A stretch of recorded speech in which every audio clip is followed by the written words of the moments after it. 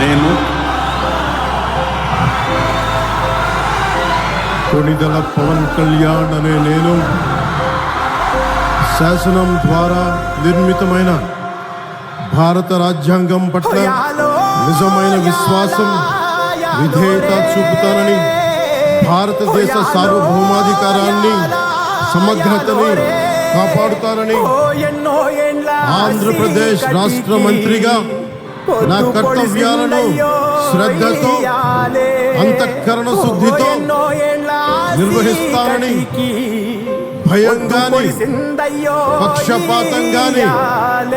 రాగద్వేషాలు గాని లేకుండా రాజ్యాంగాన్ని శాసనాలని అనుసరించి ప్రజలందరికీ న్యాయం చేకూరుస్తానని దైవ సాక్షిగా ప్రమాణం చేస్తున్నాను.